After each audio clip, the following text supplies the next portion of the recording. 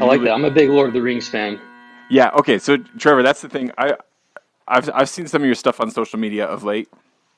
I have felt for years like you and I, like if we'd been born in the same town, we would have been friends for life. Like Oh, I'm pretty sure. we're just like Yeah, circling like yours is, like I mean, of course, in a niche hobby like bagpiping, and in a local area, of course, you circle around other people's names all the time, right? But just right. there are like concentric circles that like interweave here and there that across many years. You just go like, that name Trevor Demes, that just kind of keeps coming up, doesn't it? you know. Um, but and so that's one of the things, Trevor. Like, I might have to work real hard to not have this whole podcast just being like, dude, do you remember? do you remember when Kariann chopped off all those orc arms and yelled "Day shall come again" over and over again? That was cool, right? Yeah, that was cool. Oh yeah, we can talk about Tolkien all day. That's actually that's the only bit of Elvish, that Aude and Tuluva. I'm not sure if I'm even pronouncing it right, but that's the only bit of Elvish I've ever like retained in memory. And it's not even on purpose. I just have read that passage of the Children of Hurin so many times that I can't. It's like burned into my brain at this point. That's awesome. Have you? I remember not long ago you mentioned that you had got through the Silmarillion. Are you working through the rest of it? Have you got to the Children of Hurin yet, or have you just got the Yeah, Silmarillion so version of it? that's on my to-do list. Children of Hurin on my to-do list. Hmm. But I finally made it through the Silmarillion, Yeah, yeah, which was great, but it was challenging. yeah, for sure, for sure. But yeah, so I got to get through Children of Hurin, even though I'm familiar with the story, obviously through the Silmarillion. But Right. I need to read that, the Fall of Gondolin, Hmm. get through that, and some of those, Beren and Luthien, those classic great tales. Yeah, But yeah, dude. it's good stuff. I'm like, I feel like so envious, and I'm not trying at all to like present myself as like, oh, I'm so well read. I've gone through all the volumes. Not at all, man. And as you know, like Tolkien's like work is such that like you can go through it 100,000 times and there's still so much there, Oh Um, yeah, but I do feel a certain level of jealousy, like thinking to myself, like, what if I could read The Fall of Gondolin for the first time, and just think about some of these scenes, like some of the battle scenes, dude. Just like that first time, you chase that yeah. experience the rest of your life. You know what I mean? So I'm kind of Oh, jealous of you. totally. And a lot of people are, more familiar with the Lord of the Rings trilogy and The Hobbit, which are, Hmm. just some of my absolute favorites. But there are so many great, uh, I don't know, just tales, stories, lessons learned in Tolkien's first, second ages, from his other works. But Yeah, yeah. Yeah, yeah, he is. I am. I feel like I've become sort of like cynical and jaded as I've gotten older in a lot of aspects of my life.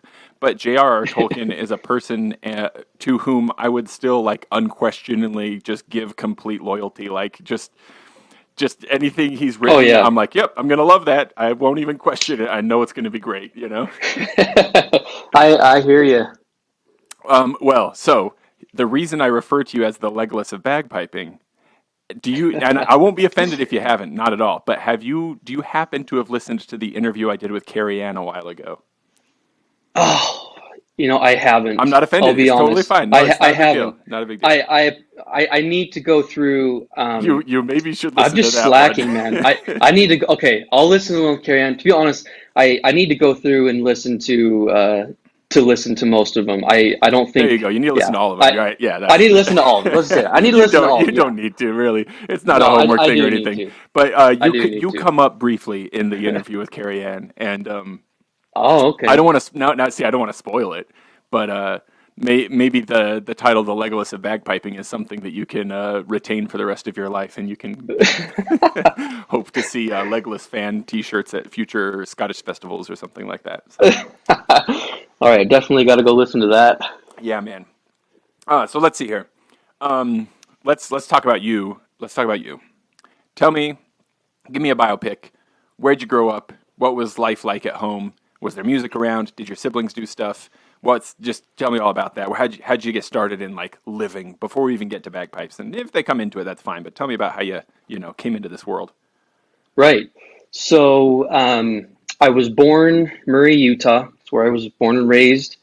I was the oldest of four kids, and honestly, I was sort of the first in my family to pick up a musical instrument. Mm-hmm. You paved the way. And yeah, sort of paved the way.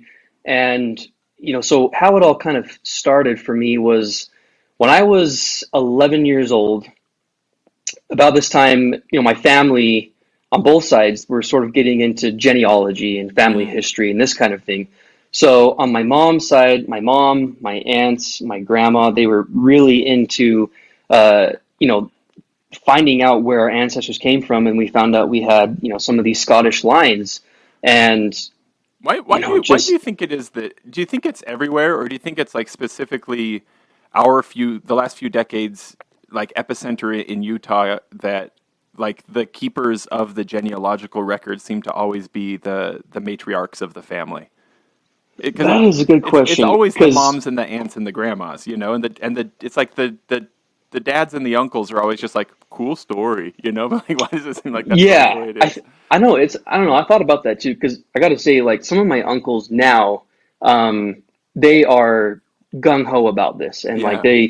they put in a lot of work trying to search out things, but yeah, it's like I don't know, like my dad, my uncles, my grandpas, they appreciated it, but it was like, my mom, my aunts, my grandma's doing all the work. I know that in my Um, family, and I think in a lot of other families too, like my mom tells my dad about his ancestors, like that's the dynamic. yeah.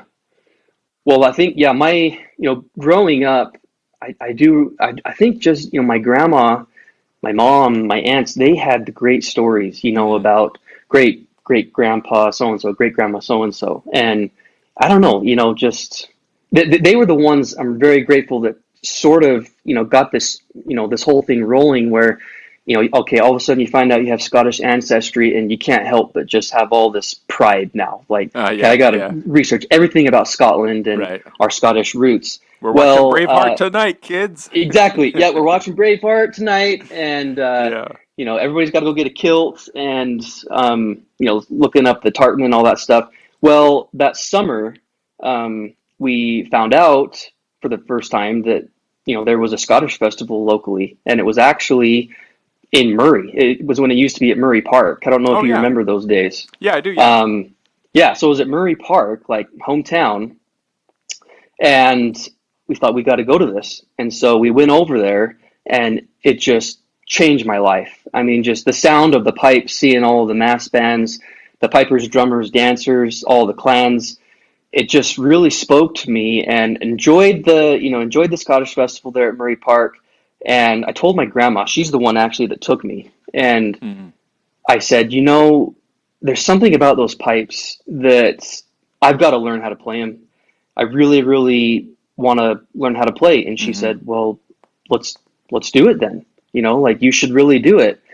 Um, and so, that I looked actually that's they used to have a like a program, and on the back of the program there was a list of all these different teachers throughout the valley, throughout the state, Highland dancing, drumming, piping, and I just remember looking on the back of that program and I saw Dennis McMaster.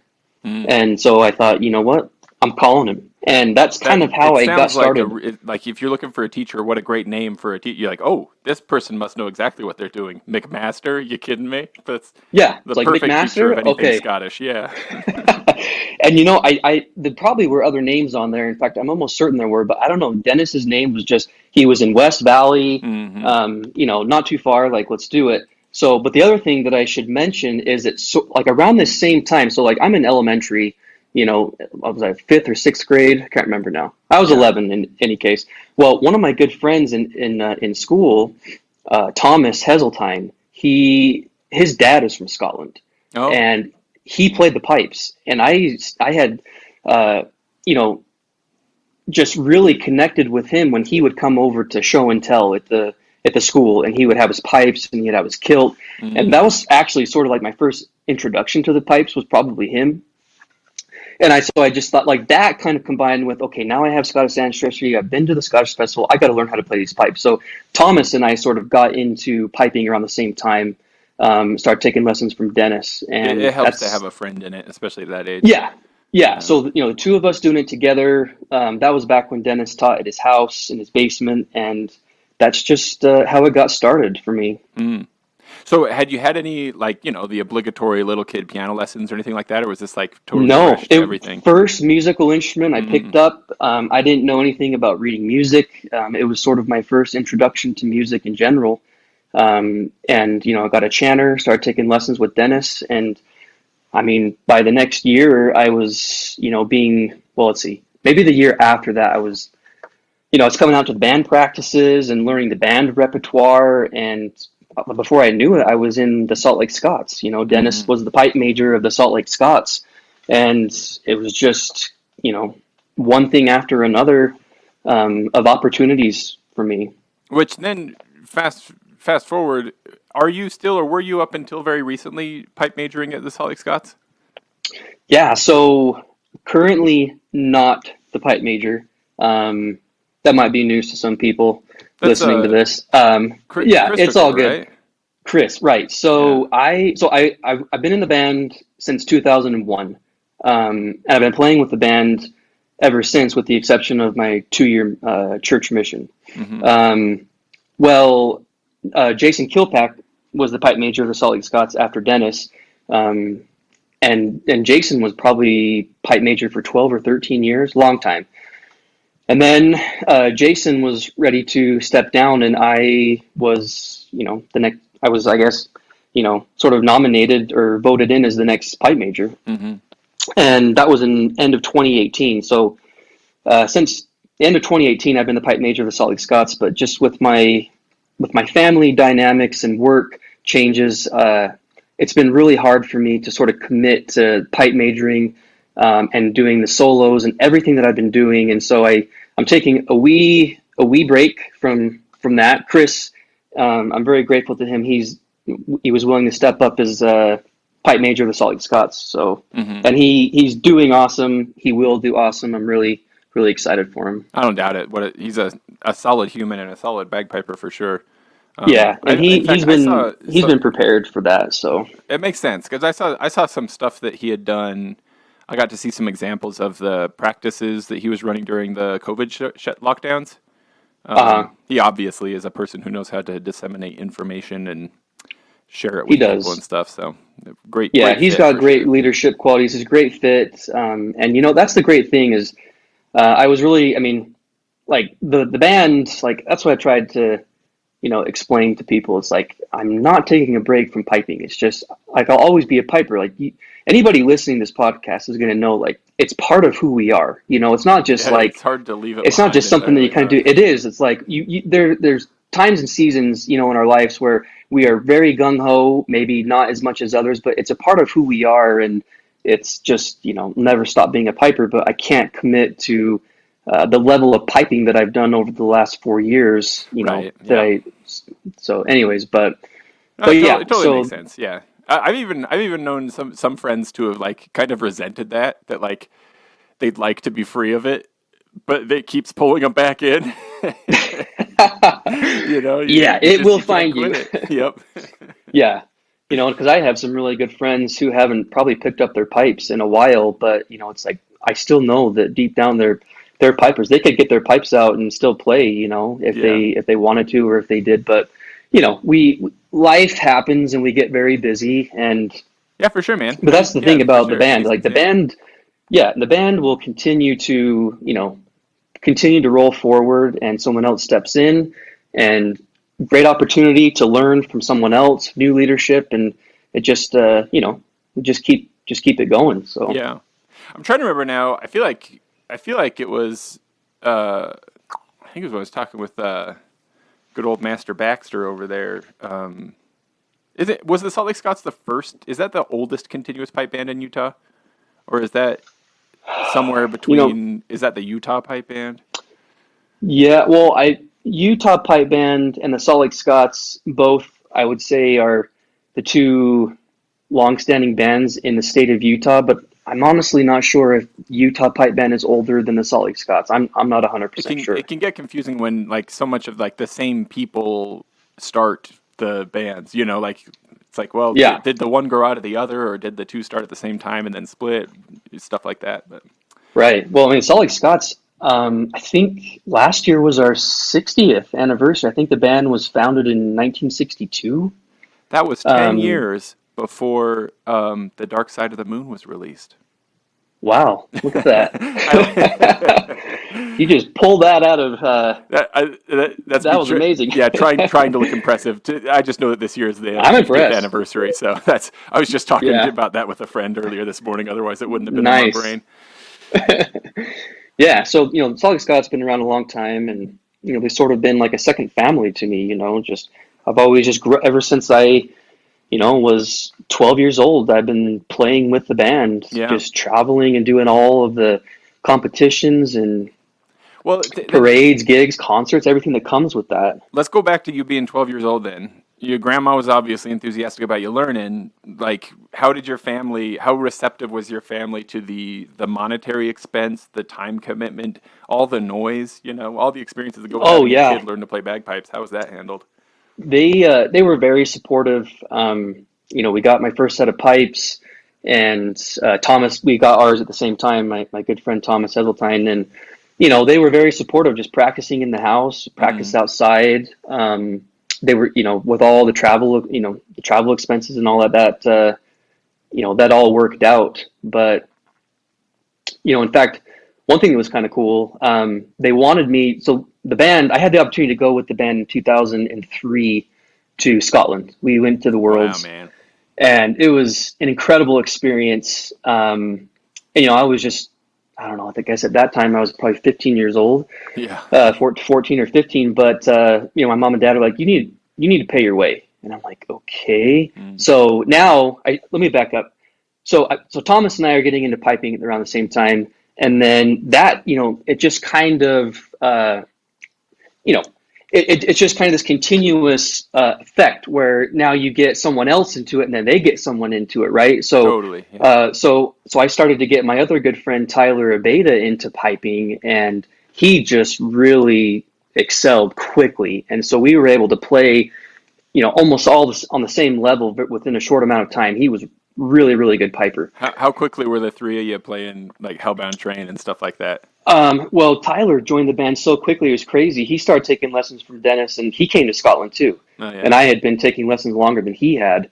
But we got Tyler into it, and then we got our friend Ben Ferner into it, and we got our friend Austin McDonough into it. And I should mention, all of us go to the same school. We're all from Murray. That's super cool. I got to grow up down in Payson, so I had the school program, which I feel very lucky about because that way I had a bunch of peers to play bagpipes and drums Right. with, Oh yeah. friends at school and all that kind of stuff, right? And it's like I feel for the kids who learn who don't have that kind of experience, and it sounds like you guys basically had the same experience, but like what would you call it? Like organically without the academic structure. Yeah, totally. It was Mm, very unique, very special opportunity for us, and it helped that we were all good friends. So we sort of had these Murray bagpipers. We were kind of playing in the band and playing at school also, events and like the whatnot. dreams of any band come true, right? To have kids who are so enthusiastic, like they're kids, so they're going to live a while, and they're so Yeah, enthusiastic that they're bringing even more pipers and drummers into the band. Like we all want to find those little pockets of people. yeah. Well, and then it even continued after that. I mean, well, Carrie, I haven't listened to the podcast with Kariann, but I'm sure Kariann mentioned something to the effect, like, kind of behind the scenes, we were, sort of inspiring or preparing. I don't know what the right word is. Kariann. Yeah, I think that's kind of where, or I think that's kind of where her first interest in piping came from. Because Kariann also went to Murray, and um, anyway, it just has this amazing effect to kind of spread the love of the instrument, the music, the culture. Hmm. But yeah, so we had this group of friends, all pipers, and growing up, it was a lot of fun. But Tyler and I got to go to Scotland, and so what Tyler and I said, okay, we got to pay for our way to Scotland. So we would go down and just open up our pipe case downtown Salt Lake.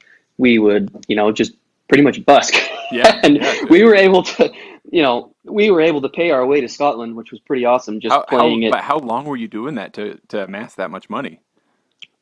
Like, Oh man. was this like every afternoon after school? That's where you were, or was it like No, weekends? like, okay, so we'd go like, I think our record was the Josh Groban concert. Like we Ah, go down Josh yeah. Groban concert, everybody's feeling happy and great, and you see these little, these young boys out playing the pipes in the freezing cold in their kilts, and they got their case open, and I don't know, that each of us, I think, each of us made $300 within like an hour of piping. Mm, Like I mean, it didn't take very long, jazz games, Grizzly right. games, concerts and whatnot, and all of a sudden we had enough money to pay for our own way to Scotland, which made it that much even more special. Oh, for So, sure. Yeah. Yeah. um, but yeah, so Scotland was an amazing trip.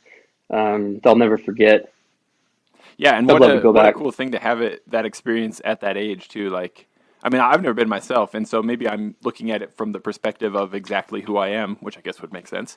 But I feel like a lot of us intend to have that experience someday, and eventually we do, or if we do, it's usually someday. It's like it's not a ton of kids who end up going across the Atlantic to the world with a pipe band. Yeah, So that's pretty cool, man.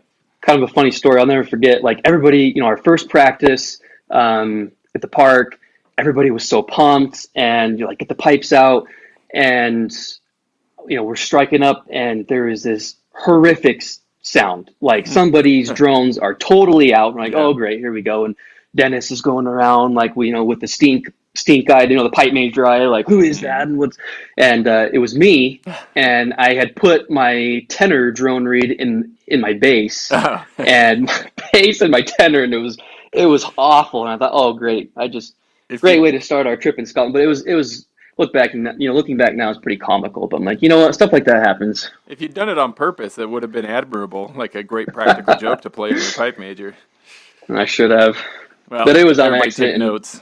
Really fun yeah, things to. It's like that goes along with like the classic go around to your buddy's chanter and tape up the bottom two tone holes while they're not oh looking. yeah, It's that kind of trick. We'll go yeah. Sounds swap like you've their got drone reeds around. sounds like you got like the ambulance Yeah, yeah, close by. yeah. Well, then, so piping was pretty well continuous for you, like since you picked it up, and you've just kind of Right, carried on yeah. through. You Just said you went on a church mission. Where you didn't get to go to Scotland, did you? um, across the channel in the Netherlands is where I served That's my pretty mission. cool too, though. Yeah, it's like it's Uh, pretty close to Scotland. But it was pretty cool. So my first mission president, I had asked if I could bring my pipes, and he said, no, why don't you just leave them home? Focus on the work. And I said, okay, no problem. I have no problem with that. Well, halfway through my mission, we got a new mission president. I thought I'm just going to ask him what he thinks, and he said, absolutely. he's like, you Have your kidding me? Why mom, have why your don't you mom. have him Yeah, here he's already? like, he's like, and that's what I love. Just like different kind of leadership qualities. But he just said, you need to email your mom and dad and tell them to send those over. And I was a little nervous, shipping them overseas, but they Oh, got for to me sure. just fine. And I did have opportunities to play them in the Netherlands and Belgium, as both That's awesome. both parts were part of our mission. But yeah, just go into like the town center, downtown, and we'd have a big group of missionaries, and I would just start playing my pipes. Whether they were church hymns or well-known hymns, or they were just playing some jigs or some reels or marches or whatever. It just of course it's going to draw a crowd because that's not very common. And he had this huge crowd of people wanting to know what's going on, and all of a sudden you can start talking to them. So Right, that was right. pretty cool. I got to use them a couple different things, Did you ever or have for a fun couple with like? different things on my mission, but. Did you ever do like like here's a missionary, in the town square in Belgium playing like Devil in the Kitchen or something? Like, did you ever have fun with like some like evil tunes while you were out there? Um, I probably did. I played, yeah, like all like the great fun jigs and reels. A lot of them You know, have kind of have racy like yeah, like Devil in the titles and Kitchen. And backgrounds. Yeah. yeah, oh, I'm sure I did.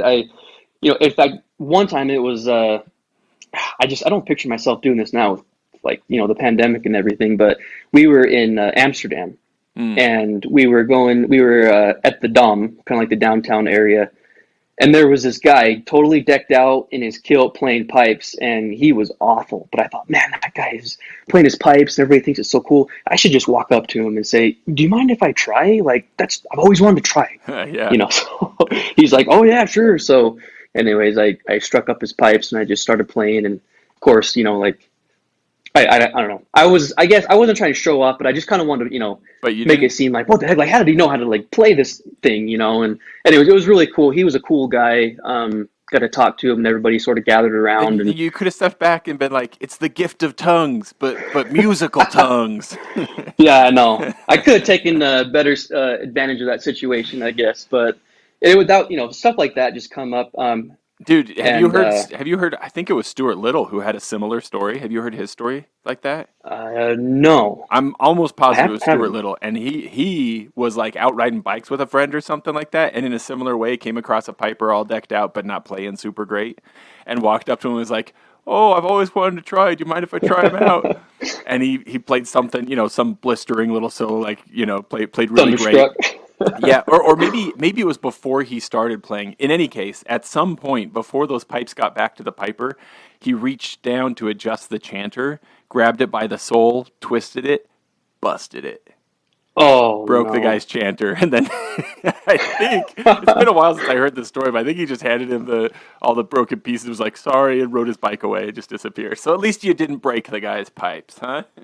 Yeah, yeah. Could have That would gone have been worse. bad. In this way, That you would have been can say bad. you're better than Stuart Little because you're better at not breaking strangers' bagpipes. I think I had some divine intervention that I didn't break his That would chanter, have I been guess. terrible, right?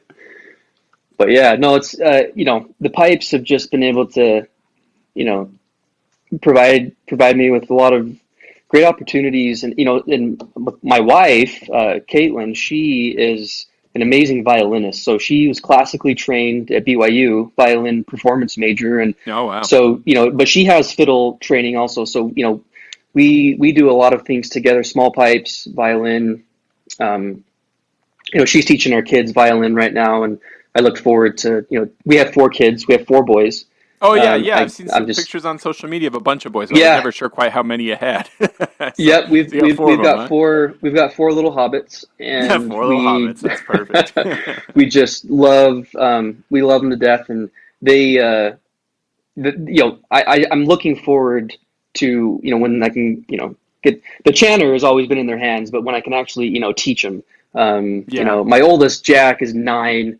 I was actually thinking about, maybe next year when he turns 10, just kind of get more serious with piping. yeah. But I mean, all my kids have sort of had a chanter in their hands since they were born. But Yeah, I feel like when I first started having kids, I was, of course, surely we all plan our children's futures, in every way. But if we like piping, piping probably figures into that. And I think initially I had this mentality that like once they're ready, then I'll hand them a chanter. But I kind of stumbled into it by accident over the years that like there's nothing wrong with having a chanter around for them to just play with and just kind of feel familiar with it before there's like strict instruction. yeah, yeah, no, it's true. Well, I should actually also mention, just in all fairness, they have at times held a drumstick in their hand. Oh, So my you're open to wife, such things, are you? yes, You'd allow my it. wife, my wife is just, she's so amazing, and she's so talented. And this was several years ago, but she's like, I didn't really have much percussion, in the music program at BYU. I'd really like to have some more training lessons, whatever experiences with percussion. And so I was like, so what do you think about like playing in the band? Like, you Yeah. want to play in the drum corps? Like, maybe you could play snare. And she's like, yeah. So she started taking lessons from BJ Gunn Dang. and just really excelled. And then like my wife was playing in the band. She was doing solos. Like, I was her piper doing, grade 4 snare, That's and too it cool, was man. just so fun. So, Now all your so kids have to do one or the other. That's a yeah, so family that's thing. like we had all my different chanters over the years, and like my wife's drumsticks and stuff. So like they're picking up, both of them. So it's like it could go either way, and as long as they're finding what they enjoy most, like, it makes me happy. But I really look forward to the time when like my whole family can sort of be doing this. Yeah.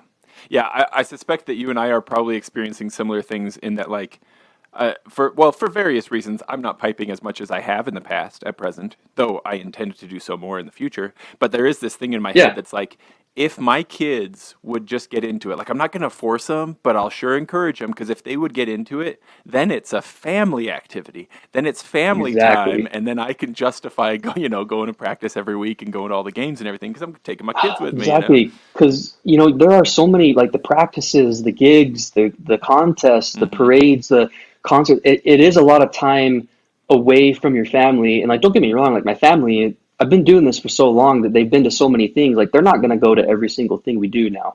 And Yeah. so that is time away from them. But if my whole family is there, like, it's that much more special that it's experiences that we're having together, which is really important. Yeah, totally.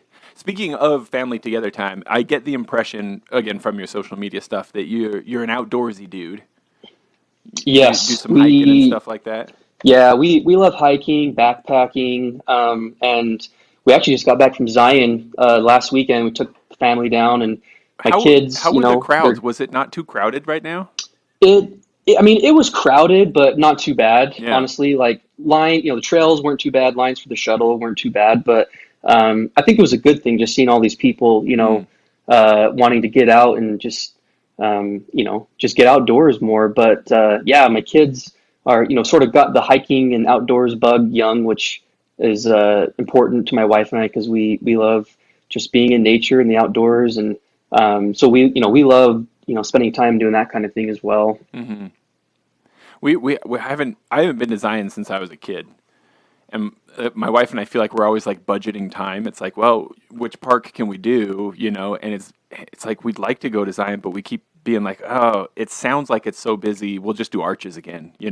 Which Yeah. I don't mean to say just Arches. I love Arches. That's Oh, one of I my love favorites for sure. arches. But Yeah. we've kind of been like not diving into it just because we keep hearing like it's so busy. But yeah, if it's not Yeah. that bad, maybe we'll give it a try. No, not that bad at all. And there are just terrific kid-friendly trails. Hmm. And it's just a very, the oasis in the desert. It's an amazing place. But yeah, so that's kind of that's another thing that we like to do, sort of outside of music and piping. Dude, you want to hear a funny like local national land intersection with Mormonism story? Uh, Yeah. so the park Zion, right? There's this. I mean, the word Zion. It's a thing in multiple religions. It's like this idea of like a paradisical kind of situation, right? Yeah. Um, so, in like religious talk, you might between each other say stuff like, "I'm trying to live a Zion-like life." Of course, this gets complicated by like more recent political Zionism and things like that, right? But Uh-huh. in very general terms, you might say like living in a way that you love your neighbor and you're being kind to others and giving to charity and stuff like that. You might say that you're trying to live with your like heart close to Zion or something like that, in kind of like a figurative Right. way, right? So I have this Yeah. buddy who's in I can't remember now if he's in New York or New Jersey, but a work friend who when we'd met, he's like, "Oh, where you from?" And Utah. I'd never been to Utah. We were talking about the national parks and stuff like that. He texts me out of the blue one day. He's like, "Hey, Jim, do you live close to Zion?" And I wasn't really thinking, and I reply like, "Oh, I don't know, man. I do my best. Don't we all try?" He was just so Uh, confused. I was like, you do your best to live by. Do you live there or not? I was like, oh, that's right. Yeah, okay. No, a few hours yeah, away it's like for it's an sure. easy question. Come on. Yeah, exactly. Yeah, That's funny. little peek into our microcosm of experience in the Utah Mormon bubble for anybody who is outside of it. But Yeah. what other have you got other like hobbies and focuses, passions that take up your time and energy? There's family, there's nature, there's bagpipes. Anything else? Um, well, busy, work takes up a lot of my time. Oh yeah, Um, pharmacist. and yes, so I'm a pharmacist and sort of have a unique setup. So I was Now, fortunate now, enough to now go to you're the about to University of describe Utah. to us how you're basically a drug dealer, but you're going to tell us it's like all above board and okay. That's your unique setup, right? Exactly. Yeah, we're the legit like okay drug dealer, Yeah. the drug doctor.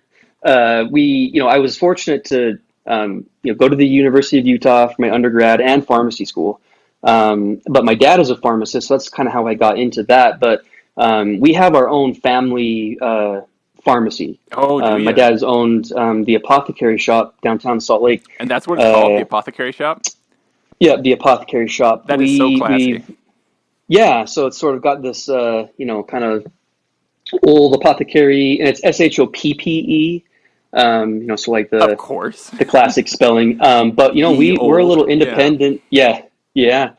We're an independent community pharmacy, downtown Salt Lake on the what is now the Holy Cross Hospital campus. It's been the Salt Lake Regional Medical Center for a long time. But anyways, getting into pharmacy, through my dad and just kind of was the path in life that spoke to me, as far as career goes, and going to school, having kids, piping, doing all the things that it's involved. It was pretty tough, but we did it, and now I'm just at the stage where it's more demanding at work and with my kids and the ages that there are. We've got a 9, 7, 5, and 2-year-old, almost Wow. 2. Wow, It's man. just Yeah. it's like like well, I'll probably get to it in a minute, but like over the last probably 3 years, I have been so uh, I put so much time into piping, let's say, like Sure. Yeah. ridiculously amount, and it's been an incredible experience, and it really has paid off. But I can't continue that same commitment right now. Like I hope to, obviously, again in the not too distant future, but just right now I can't commit to No, of that course. level because my kids have baseball practice, they have Right. their guitar and violin lessons, and we are trying to make time for family, and it's very difficult to fit it all in. You know how it is. Totally, man. And I feel like it's important. It's important to have like what is this? Like it needs to be like normalized. I'm not saying that like there's a big problem with this in the piping community, right? But it's just important for like all of us to say out loud and acknowledge that like that's a real thing and it's okay. Like the tragedy would be if a piper or drummer felt like if they can't do everything, then they'll just not do anything at all, right? Like Yeah. they're just participate how you can, where and when you can. Just play your chanter by yourself. Get the small pipes out. Show up to band practice, work it out with your band, and show up once every 2 or 3 weeks. Like there's any number of things. The one thing that, of course, we as a community would like to help each other to not do is give up entirely and stop doing this thing. As long as you love doing it, right? Like there's got to be a way to Right. keep doing it while other stuff is busy, and that shifts over time, and that's okay. Yep. Yeah. Exactly.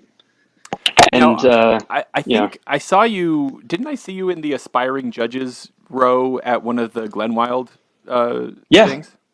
Yeah. That's right. Down at the library. Are you an officially accredited judge at this point? I'm not. It's one of those things on my wish list or to do list. That's the someday. So someday, yeah, Yeah. when I get my kids a little bit more grown up. But yeah, that was a really cool experience. Just being able to listen to some really great piping, and also try and learn what it's like to be a judge. Just and give what feedback we can. That was really cool. I'm I trying to still remember remember. you out there. Yeah, I was I gonna say, remember you playing Bonnie Ann out there. I'm like, dang, dude. he's going for it. Look at this. I'm blushing, Trevor, right I now. still I'm remember blushing. that. It's like, man, this is killer. I had a funny walk. That might have been part of what makes it memorable. I was having such a hard time getting that kind of like that emphasis, non-emphasis kind of feel. Trevor, you there? Oh, did I lose you? Sorry. Let me know if you can hear me. There we go. I hear you now. I lost you for just a Okay, minute there, but sorry. you're fine. My AirPod dropped. Sorry about Oh, that. gotcha. Dropped connection. Nah, no problem, man. No, really, I am flattered that you would remember what tune I played because it's been a few years now, even so. Yeah, But that was before COVID, wasn't it? Wasn't that yeah, that was pre-COVID. Yeah, that was I want to say that was like November 2019. yeah, like right before. That's right. Yeah, Yeah. Yeah. No, that was a really cool thing we did. yeah. Love to do some more of that too. But Yeah. We have great talent here in Utah. That's all I got to say. yeah, and very committed people too. I'm always amazed at how much Jeff Mann does. Other people too. But you just how much Oh time yeah. and effort it takes to organize these kinds of things. You got to have people Definitely. willing to do that stuff, and it's hard. It's a Definitely. lot of time and work. So, what about like other bucket list items? Like speaking of being outdoors, like you guys have some places you really want to go with or without the kids to certain mountains you want to climb or canyons you want to climb through. Yeah, my wife and I want to start hitting some of the 14ers. What are the We did King. 14ers? I don't know what those are. So like in Utah, Kings Peak, Oh, sure, it's yeah. the highest elevation, right? Hmm. But it's under 14,000 feet. It's Oh, gotcha. 13,000 something. I'm blanking off the top of my head. It's If you just if you under get up 14. there and your wife stands on your shoulders, one of you could do it, right? Oh, maybe. I might have to throw her a little bit There you higher, go. but you go to Colorado and they have multiple 14,000 foot peaks, Yeah. and it's kind of one of these things that people love doing is, okay, let's hit all the mountain peaks that are over 14,000 feet, and there's a bunch in Colorado and Washington, whatever. That's something that we'd like to do, just push ourselves a little bit, but we love to travel too. So if it's not hiking necessarily or backpacking. We love the Uintas too, like just For love sure. going in the Yeah. Uintas, but um, we just love traveling in general. So Hmm. yeah, I mean, New Zealand is on our list of, You I've mean always wanted to Middle go Earth? there. Middle Earth, Yeah. exactly. Middle Earth, I've always wanted to go there. Iceland, um, uh, those are the I don't know, those are the places I think next that we'll go. Yeah. Trying to work that out, but Yeah. yeah. So, but we've been fortunate to do some traveling. Central America, Southeast Asia, and Europe. I mean, Oh, really? That's just awesome. just trying to branch out a little bit more and see some more of the world. But No, it's super cool. You ever take your pipes with you? I'm trying to think. Um, It puts me in the mind of the first piper. You watch that guy on social media? oh yeah, yeah, He yeah, travels around with his yeah. pipes. Like outside of the band, taking my pipes to the Netherlands and Belgium. I don't think I've actually brought them on any other trip just because I don't want to risk anything. It's stressful, But yeah. you know, um, Yeah, I get some of those 3D printed pipes. You don't not too worried about it if they get yeah, lost or no, it's busted true. up or something. Yeah, I should though. Like maybe I should next time I do Kings Peak. Maybe I should take my pipes Dude, with me. Like play on top of Utah. That'd be kind of yeah, cool. that's what if that's your 14ers, right? You go Yeah, play that pipes might. on You know top what? of You each of just them. gave me an idea. There we I, go. I should make that my next bucket list. See if I can carry my pipes with me on the top of Kings Peak, the top of Utah. Yeah, We'll man. see. That would be a lot of extra weight. The last time I Oh did, yeah, it would. like, I haven't done Nebo since I was little, and the last time I did Temp was it's been a few years now, and my hips were killing me, dude, when I got down. Yeah, Adding that much temp weight is of a steep. set of pipes, man, that could be rough. Yeah, no, totally. Hey, there again though, 3D printed pipes a lot lighter. Yeah, it's true. You hear me, Davey? You hear me out there, Davey? I'm plugging your pipes over and over again. Trevor, I know this seems like kind of maybe a little bit silly, but just further getting to know you a bit. Any TV shows or series that you're currently enjoying or that you like in particular, Um, or movies? honest, Other media, basically. I guess. yeah. To be honest, a lot of the if we watch anything, it's like with our boys. Yeah. Oh, I can So relate to like, that. Yeah. I just honestly don't have time. But we did watch the Rings of Power, um, season one. Our family loves the Mandalorian, so we're watching the new Mandalorian. We love Star Wars, Hmm. but yeah, I am definitely out of the loop with all of the new like TV series and shows. I don't want to turn this interview political or anything, but personally, I really like the Rings of Power. I thought it was great. Well, we did too. Yeah, I Some people get we upset loved it about for it, what it. Oh, but the purists will you know will be they'll definitely have I don't know well, a lot to here say, but it's like we enjoyed it. I want We to liked it. go. I want to go even further than that, though, Trevor. And I want to suggest that, like, it's quite possible that actually the purists are okay with it. It's the people who think that they're purists that get bent out of shape over Okay, it. That's what I want to yeah, say. there you go. I feel Yeah, like that's well said. my wife and I were just rewatching the first episode the other night while we were folding laundry, and I had not noticed on first pass that oh, and now I can't remember who Galadriel's older brother is. Finrod. Finrod, yeah, and when he's giving an explanation, And actually, Trevor, do you remember? Is Finrod? Did he die with? Was it werewolves that killed him? Was that Finrod's story? Yeah, well, he actually saved Baron's Right, he life saved Baron. from the werewolves, Yeah, that's what I and was thinking. so yeah, he gave his life to save Baron, which it's like why couldn't the ring? I wish the Rings of Power would have done more of because Finrod is an amazing elf. He's an Pretty darn amazing cool. character. I Yeah. wish that yeah, it's like not just like oh yeah, he was defeated by Sauron. Like no, you need to like go into like how that happened because it's epic, Yeah. and somebody needs to bring that to the big screen next. Yes, totally, man, totally. There are a lot of really good stories like that would be very cinematic. But we were watching his explanation for why stones sink to Galadriel, because in that like prologue, she had made the little boat and people have Oh been yeah, throwing yeah, stones to yeah. it. And if I might be stretching a little bit, but to me, it sounded like very, very medieval in like this explanation of like, well, fire goes up because that's where fire comes from. It's trying to return to its, its origin. Stones go down because they come from the earth. And to me, it felt like somebody who was writing this show knew that Tolkien was a medievalist, and so maybe Mm, didn't just use Tolkien as source material, used Tolkien's source material. You know what I mean? yeah, Like when yeah. Galadriel jumps in the water and she's swimming and there's a sea monster and she's swimming and swimming and swimming. A lot of people are like, "Oh, that's ridiculous." She did, but it's like that is so Beowulf.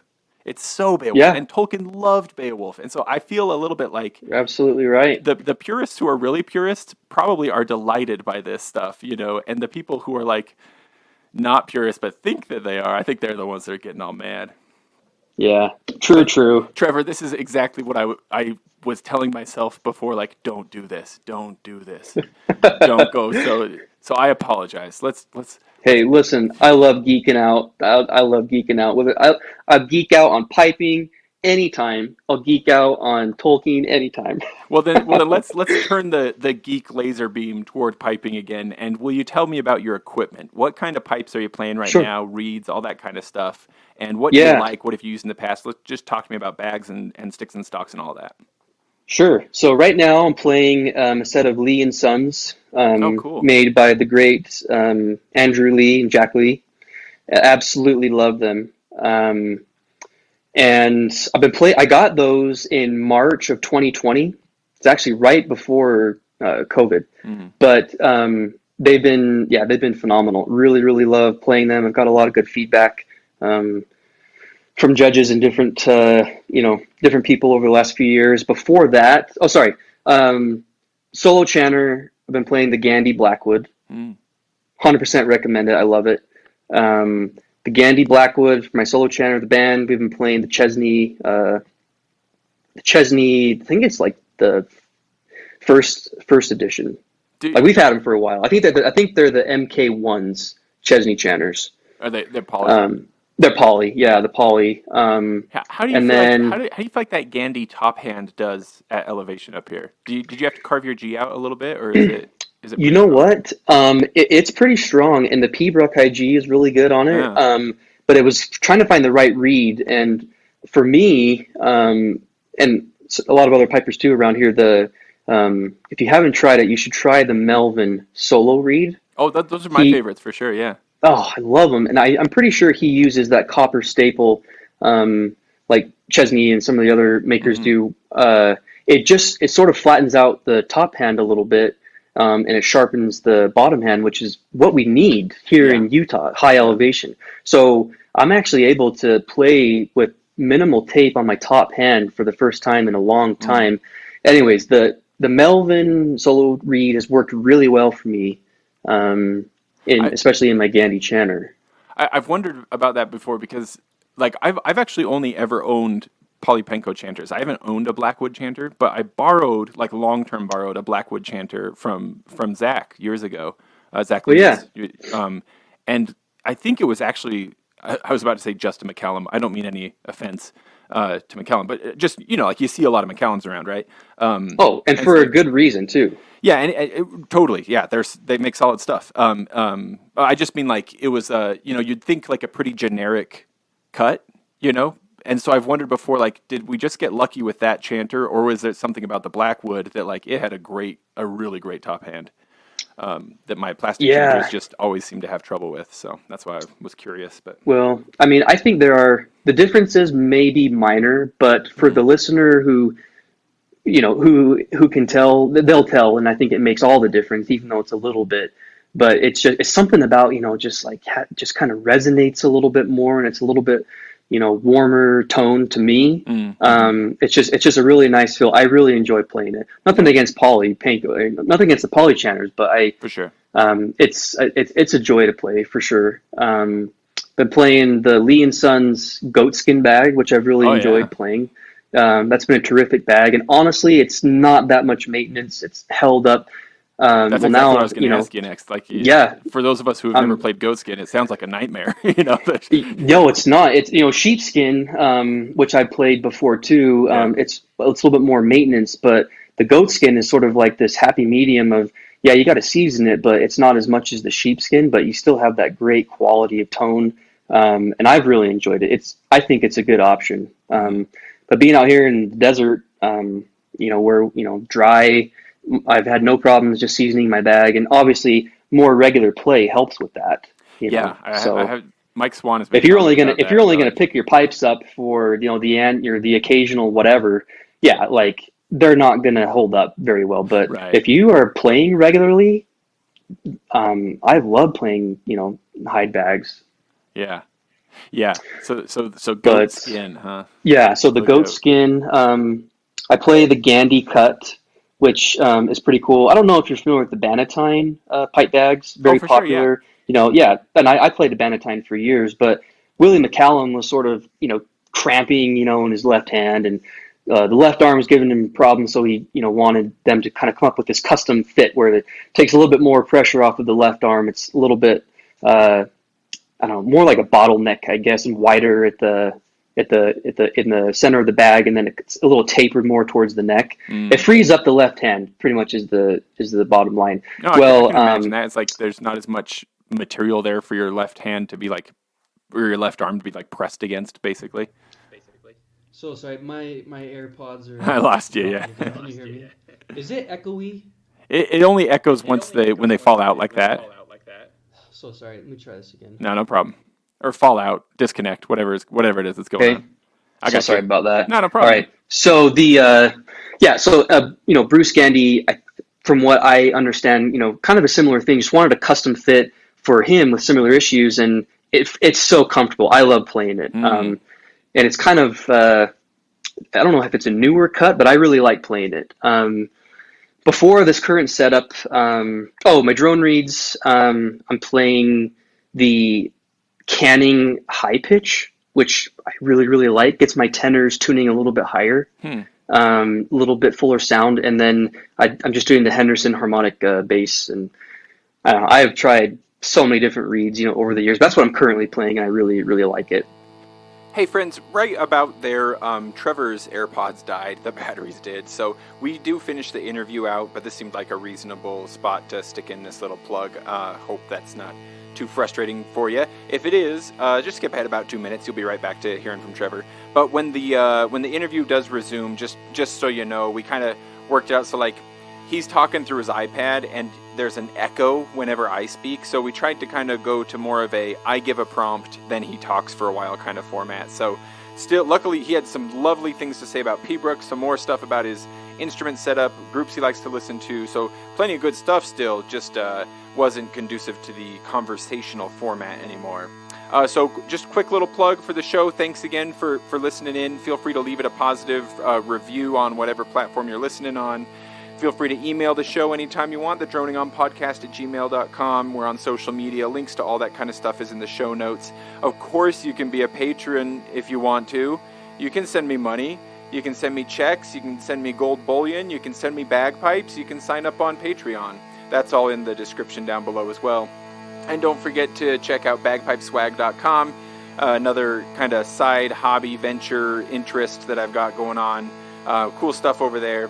And in fact, right now, as I'm recording this, I'm about to give away a Bagpipe Swag gift card to someone from a drawing from a pool of the patrons for the show. That's I try to sweeten the pot a bit if you become a Patreon supporter, or a patron rather. Anyway, thanks again. Back to Trevor. Have a great day, great week, etc. Good friends. Thanks. Bye. Totally fine. So tell me anything else about your instrument setup, and then I will give you the next prompt for what else to say. Sure. So that's what I'm currently playing. My very first set of pipes were a set of nails, which I still have and love. That's a set to start with. Yeah, so I started with nails from 1999, and I love playing those still. But and then I got a set of the SD Sterling, which Dennis McMaster and his partner Shane Barney made together. And I played those for a number of years. But currently I'm playing the Lee & Sons, and it's been a really good choice for me. Gotcha. Now, kind of go ahead and run with this one too. I'll try to not interject, what about favorites for listening to? When it comes to piping, but also you could extend this to other trad music, etc., right? But what individuals, bands, pipe bands, etc., do you like to listen to? Yeah, to be honest, I love listening to so many different soloists and pipe bands. I mean, I've always been a big fan since I started piping, of SFU and Field Marshal. But over the recent years, I'm a huge fan of Inverary. I love Stuart Little and his style and Inverary style. But I love Chris Armstrong and Scottish Power. I mean, there's so many great leading bands today to learn from and to listen to that are just innovative and enjoyable, to listen to. So those are a lot of the pipe bands I listen to, and I mean, I just love listening to all these greats that we're so privileged to have, Jack Lee, who I've been fortunate enough to take lessons from over the last few years, Bruce Gandy and William McCallum, Roddy McLeod. I honestly I listen to as much as I can. I really like variety, I guess I should say. Mm-hmm. I'm just always trying to find stuff on YouTube, whether it's P-Bruck or recitals or contests, whatever. I try to listen just to as much of the best piping out there as I can, and learn from all of them what I can, because they all have their little things, For sure. Now, if imagine I'm a piper. I've never played a gig before, and I come to you for advice. What would you suggest as like a pre-performance ritual run through? What do you do to make sure you're ready to go when you've got a gig coming up?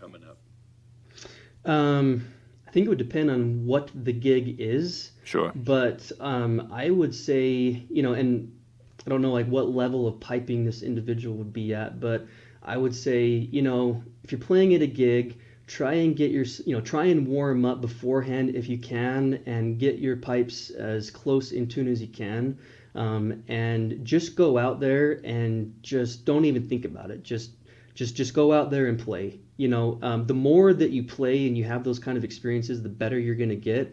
And I know I've talked to people who get just panicked about my very first gig or playing, solo at this or whatever, and I just don't overthink it. You can do it. Just go out there. Make sure you're confident with your instrument. I think that's the biggest thing. If your pipes are well maintained, and you know how to tune yourself, you'll go out there and the playing will take care of itself. Awesome. Now, Trevor, honestly, I feel a little bit like that maybe is the perfect way to fade the episode out. Like, that was a lovely sentiment to kind of land on. That said, was there anything else that you'd like to talk about or say? And we could not end on that. We could end on something else. I don't know. I'm just grateful to be on here with you, and enjoyed talking to you. I know there's so much, in the world of piping, there's so much that we can talk about. I don't know. I don't want to try and talk too much about myself.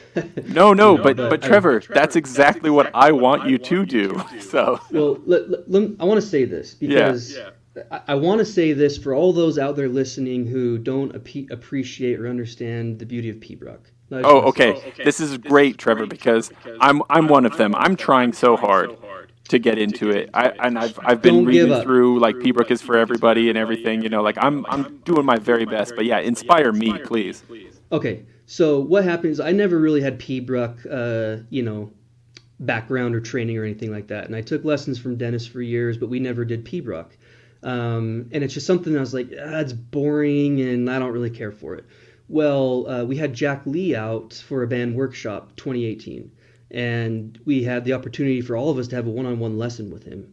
And anyways, I get into my lesson with him, and he says, okay, why don't we just start with, an MSR or a little bit of the medley that you're playing or whatever, and play. And he's like, okay.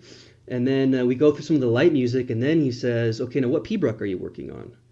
And I said, none. Like I don't know any Pibroch. And he's like, what?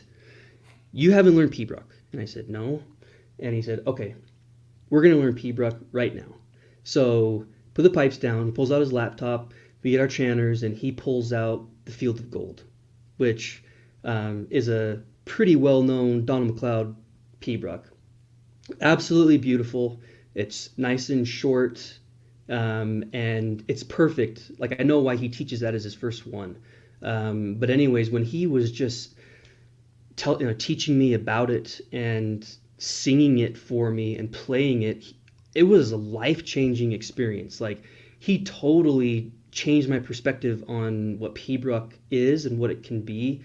And so anyways, so we started learning Feel the Gold, and we actually started doing lessons together from that point on, just once a month on Skype, and that was life-changing as well.